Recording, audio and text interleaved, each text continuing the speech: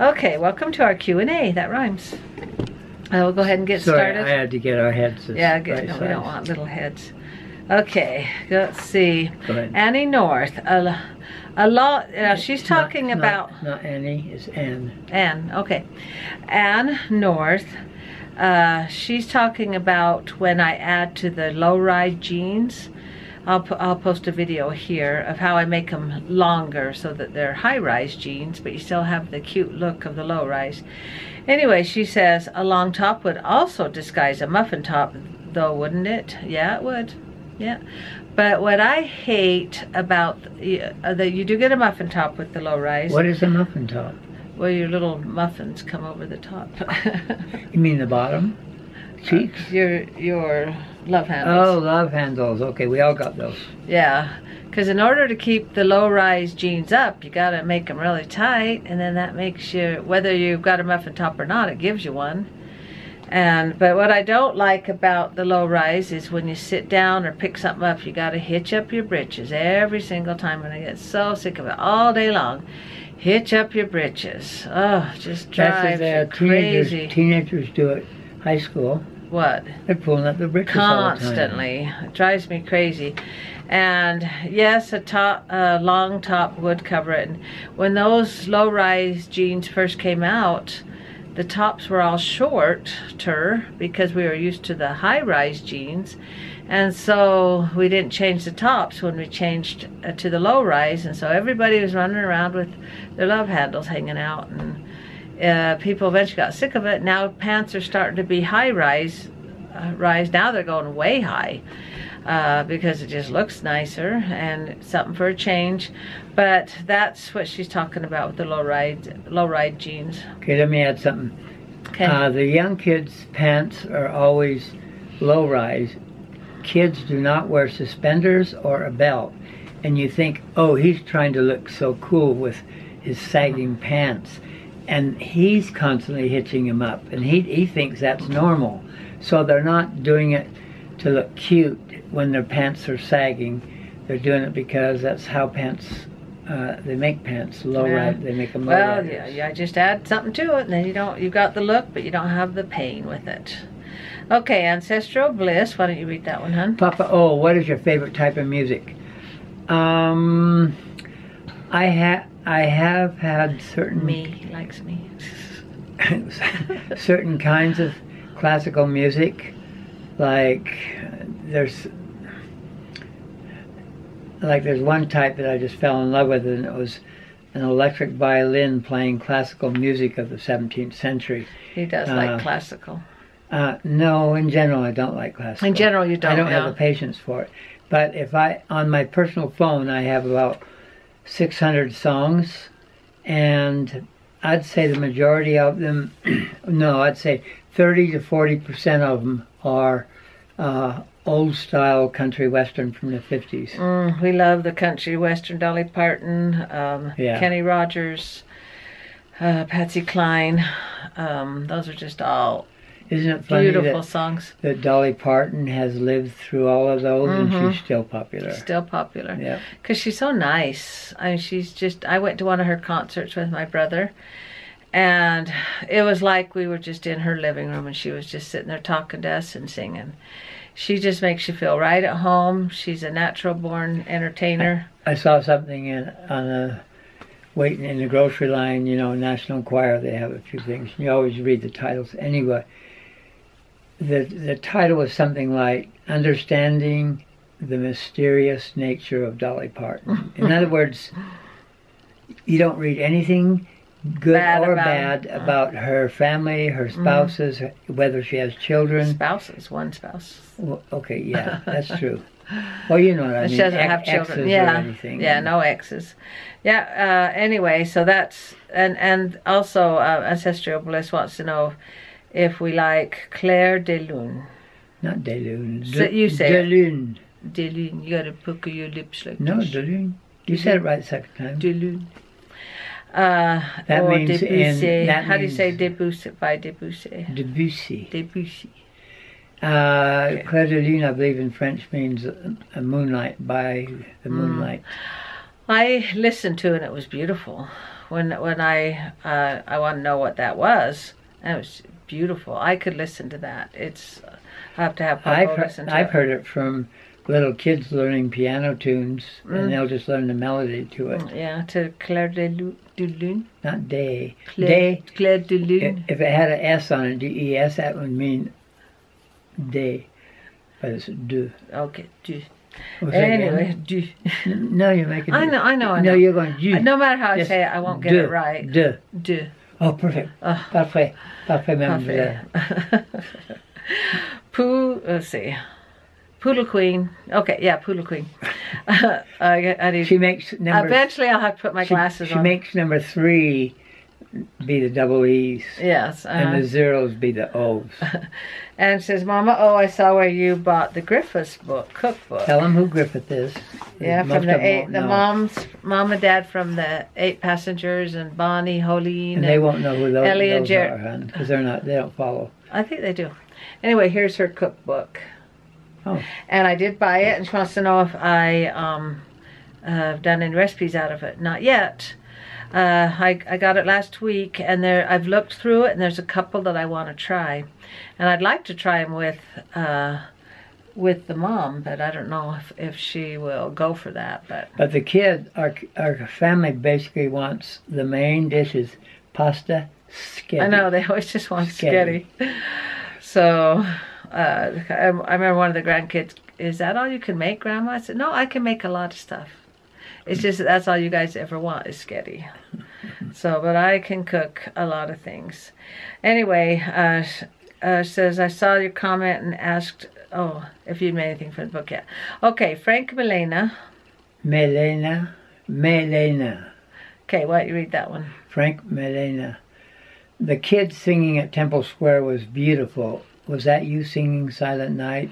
It was. Really beautiful. Thank you. Operatic. Operatic. How do you say it? Operatic? Operatic. Thanks for sharing. Actually, Rosanne has 2 songs that have been my all-time favorite over the years. First one was What About Daddy? And then I listened to that for That's one I wrote. over and over and over again. And the second for a couple of years. And then I switched over to Silent Night, even when it wasn't Christmas He'll listen time. to it year-round. I told you I was his favorite. Yeah. I would say. Yeah, that was me singing Silent Night, and that's really nice for you to say. Okay, I want you to read the next one, Grateful. Well, the ones I haven't heard of here. Oh, you're singing it in the video, huh? In a video, yeah. I wasn't singing. No, I was. You know how I add music to my videos? I just added that one. Oh. While we were looking at the lights. And the kids that he's talking about are Jimmy Joe, or the Action Labs kids, where they wanted to sing I Am a Child of God at Temple Square. Remember they were singing that? And he said that was beautiful, the little Henry singing. He has a hard time pronouncing the words, so I had to put the words in that he was saying. But he was just singing along. He didn't care who was watching. That's what's nice about kids. They don't care who's watching. Like, I wouldn't just stand there and start singing. But kids, they will. They'll do that. Okay. Grateful MC, why don't you read that one? Yeah, Pretty Christmas Lights. Jimmy Joe is quick on the sewing machine. I was afraid he was going to catch his fingers in it. Was that you singing Silent Night? Oh, yeah, it was beautiful. Thank you. That was me singing. And what was Jimmy Joe sewing? I videoed him sewing. He used to sew washcloths, and so I had him sit at the serger. Yeah, I had him sit at the serger and just zip around. And the kids, Julianne, Jimmy Joe, Rochelle, Amanda, Davey. Davey did it too. Can't remember if Johnny did or not. He might have started it, but by then he was up and ready to move out of the house. So they all sewed washcloths, and we'd get, I think, 6 pennies for each washcloth, and for my sister, and they'd just surge around those, and they'd get their money, and that's how they earned their money. Okay, and now we're going to. That's all the questions we have for now, but I wanted to talk about since Christmas is starting, we're into what's today, December 5th, and so we want to get into how to get into the Christmas spirit. 7 ways to receive the Christmas spirit. Okay, 1 is to visit the lonely, And I really have fun doing that. Go around singing at senior centers with my sister Sherry. We just really enjoy that. Or go visit a neighbor, my neighbor next door. She goes, I'm so lonely. When she does senior centers, she means assisted care, and some of them that just drop. There's another type of group where the people just drop in when they have a party, and then they go home. There's 3 different categories of the seniors. There's the daycare, and that's where they pretty much have to be taken care of the whole time. Assisted care. And assisted living, they just need some assistance, but they can pretty much get around. And then there's... do they stay there though? And there's one where they don't stay there, they just come and visit. Oh, I see. So. Okay. All right. Okay, now, so to 7 ways to catch the spirit. Visit the lonely. So think of ways that you can do to visit somebody lonely, like an elderly person that's living alone. They're lonely. Like my neighbor next door. Or somebody who's lost a spouse. Yeah, that's my neighbor. And they just get lonely. And I remember somebody saying, I didn't know lonely could be so lonely. And actually my sister Judy wrote a song about that. Maybe I'll play that at the end of this video. So that's one thing you can do. And if you are one of the lonely ones, then you got get people like my neighbor. She'll say, come over and play Skip-Bo. She's always inviting me over. I bring her garbage cans in and out, and it's a card game. I don't know how many of you know Skip-Bo. It's just a card game.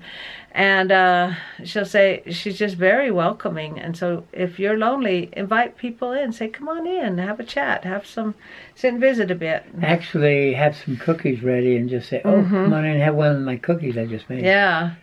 And bringing her garbage cans out to the curb and back gives me an excuse to stop in and visit her. And so that will help. That's one way to help get the Christmas spirit. Number 2 is go caroling. How many of you have done that before? We used to go. We haven't done it since our children were little. When our kids were little, they'd get so mad. We'd say Christmas Eve we'd go out and we'd go probably to 10, 15 people up and down our street, and we'd sing one song. I'd take my guitar, and it was some nights were colder than others. Some years were colder than others. And we'd go out singing, and the neighbors actually loved it. We'd give them a little treat and sing them a song, and then go to the next house. And that's when our grandchildren are growing up, and they decide to go caroling, they think, oh no, I'm becoming just like my parents. I'm becoming my parents. But caroling is fun. There's a lady that lived way down at the end of the street, and I didn't really know her very well. You know the ones that are circled around you, but the ones further down the street, you just don't know them. And she says, I look forward to you guys coming. And she would always, it would make her cry. And she just loved it. And that's the only way I knew her, was that once a year that we'd come around and go caroling.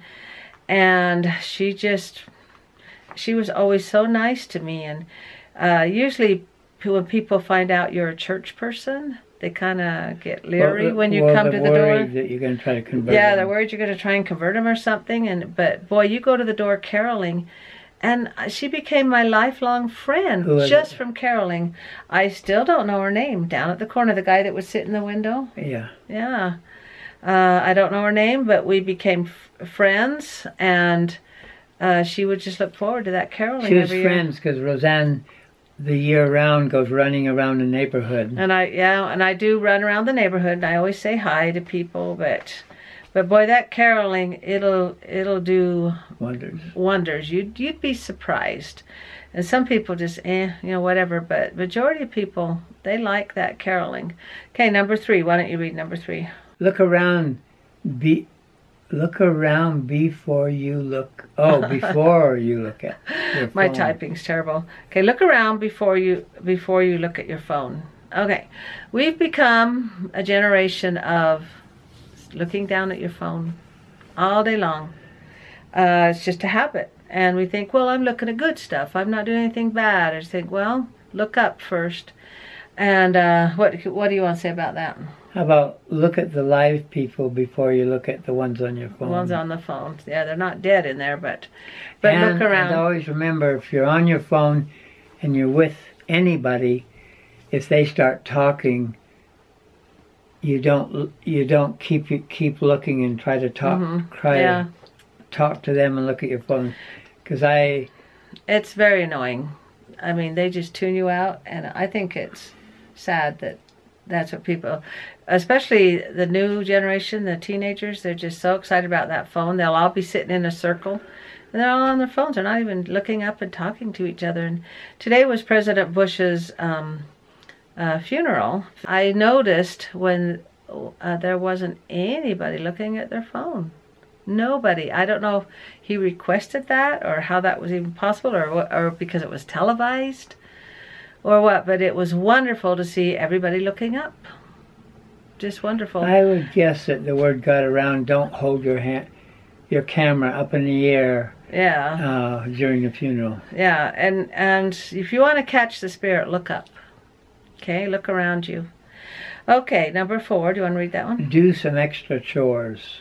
Extra chores. Okay. So what does that mean, you think? Do some extra chores. Do something that you don't normally... Help somebody who maybe either live close to you or in your same household, and do things you wouldn't normally do. I like that. And I heard somebody say once, oh, it's wonderful that we do so much for third world countries. And in fact, I'm sewing these for Days for Girls. And, you know, it's wonderful to go to third world countries. I'll post a link to what that is if you're curious. And it's just wonderful. We send food, you know, especially our church. We send food around to disasters, and wouldn't it be wonderful if we just went over and across the street and talked to our neighbor? Good point. And it's an extra chore, because sometimes you just think, I don't want to bother. They're never home. Oh, well, you know, blah, blah, whatever. Or you don't want to go over because you don't know them. Yeah, you don't know them. You think, well, that'll be an extra chore. Or help, think about if it's, see, right now it's just me and Papa O that are at the house. I could do something for him. He could do something for me. Just try, we're all brothers and sisters. Let's not divide ourselves so much. Let's become... I think we're cousins. We're cousins, okay. Okay, now, so do some kind of an extra chore and you'll start to feel the spirit. Okay, number 5, deliver some Christmas treats. That's what I do when we go Christmas caroling. Well, you do that all the time. Yeah, well, to a few people, but deliver some Christmas treats. And I do that at Christmas time. I'll make up about 15 or 20 Christmas treats. I'll put fudge, caramels, or little baby candy bars. Little bot candies, and I'll say Merry Christmas, and I'll go around, and we would do that when we'd go caroling. Me and you should go caroling. It's not as cute with the kids. Maybe we'll wait. We'll do it on a Sunday when the grandkids are here. My eyes. I hope they didn't. Did you roll your eyes? I hope they didn't. I'm gonna, when I edit the video, I'm going to show you rolling your eyes in slow motion so we can notice it. Okay, number 6. Share a Christmas video. Christmas video. There, well, online, on Facebook. Find some, I find some wonderful ones on LDS.org. Just beautiful little 3-minute, 5-minute videos, and just share it on a friend's messenger, or on Facebook, or on Instagram, or Twitter. Just share an awesome Christmas video. There's so many, and it's kind of like God knows our attention span right now is 5 minutes or less, and so there's some wonderful 5-minute or less videos. Mr. Kruger's Christmas. Maybe I'll post one up here so you guys can see it. Little 3-minute videos, and me and Papa are in charge of our Christmas, our neighborhood or ward Christmas breakfast this Saturday. And so we're going to show a few videos. Me and my sister are going to go singing and stuff. We're going to have a pancake bar. So it'll be fun. We'll have a little nativity scene, and Santa will be there and stuff. So, but share a Christmas video. And it'll be fun trying to pick one out, which one you're going to share, and before you know it, you'll be bawling your eyes out because you'll catch the spirit. Why don't you read the last one? Comment below No, it's number Oh. 7. That's the last one. Be sneaky about it. Okay, so be sneaky means leave somebody some kind of a gift, and like if you're going to do the treats, ring the doorbell and run. You know how much fun that is? I'll say different words. Okay. Do something for somebody without them knowing about it. Yeah, be sneaky, but I like that. Without them know about it, because you always kind of want the credit. You go, Or when you tell your friend, well, I just barely. you know what I did. Be sneaky about it. Just do something nice for somebody and don't let them know. And your thanks It's really fun. is the good feeling you gave Yeah. to yourself and to the person you're with. Leave a fruit basket at somebody's door. That if you know of somebody that's sad or somebody that's lost somebody, Christmas can get pretty depressing for some people. The suicide rate is up at Christmas. Death rates are up. I don't know why. Depression's up higher. What can you do to change that, to make that different, so that it's not a sad time? Because it's a really happy time, and I don't know if we get expectations or what it is that we get depressed about. I was going to say, when my parents were divorcing, they did not have a lot of money. It was during the early part of the war and everything, and I have no memory of any Christmases or any gifts, When you were a kid. or even having a tree. In fact, one time I went into the woods when I was 6 years old and chopped down the tree and told my mom You had a little hatchet or something. Yeah. You went and chopped it. 6 So I'm years just old. saying, Oh, actually I didn't feel like I was missing anything. that's a little Ender's age. Yeah, Almost but Ender's. when you get older you feel like, Yeah. You can talk yourself into getting depressed. You say, oh, you know, and you say, talk yourself out of it. Just say, you know what, I'm going to go help somebody. I'm going to go work. You can actually go serve the homeless on Christmas morning. There's a lot to do, and you can pull yourself out of it. And if you've lost a loved one, it is really hard. But try not to allow yourself to fall into that deep darkness. And the best way I can think of preventing that is to its service. Look for somebody else that's take really, the tension off yourself. Yeah, it's really, really hard. It really is to pull yourself out of darkness, but it is possible. And just start looking for somebody that needs help, or go visiting the seniors. They really are nice. I'll give you another way. When I was in, are you coming back? Yeah, I'm coming back. Okay.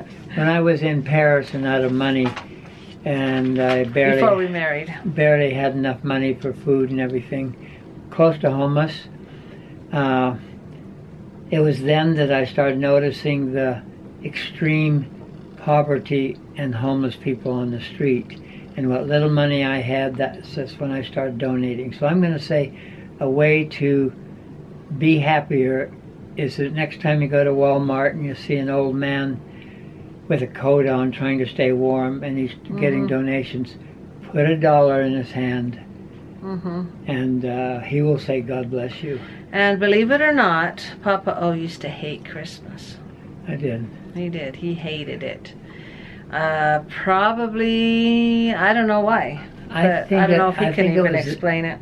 No, it was then that my parents had barely remarried and there was nothing in Christmas to look forward to.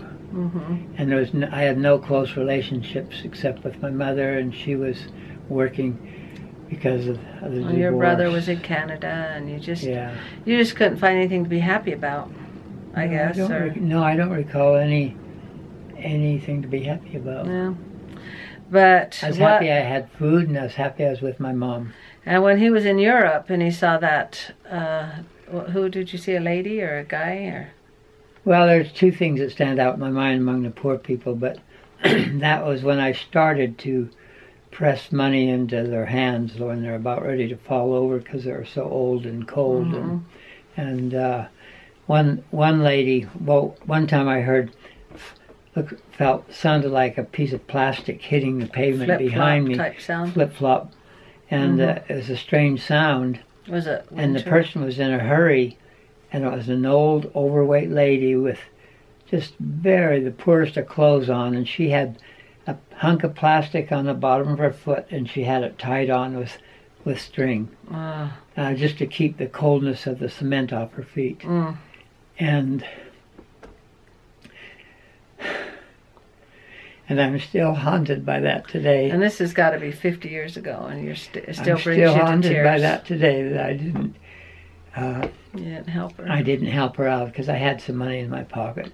Another one that was kind of, I don't know, maybe changing my ways and helping more was an old man I was coming out of the subway in Paris, and an old man was coming up the stairs, barely holding on to the side. He wanted to get in to where you give your ticket, just to get the warmth out of there, because he'd been outside all night. In the subway. And I quickly got a 5-franc piece, which was equivalent of about $1 then, and just pressed it in his hand, didn't say anything to him. And he kind of let go of the railing for a second. He almost fell down, and I kind of steadied him a little bit when he put it in his pocket, and then he went up the stairs. So I'm saying, notice. So do one little thing, one poor person on the street, just give them, don't give them under $1. Just give them at least $1. Yeah, even loose change in your pocket.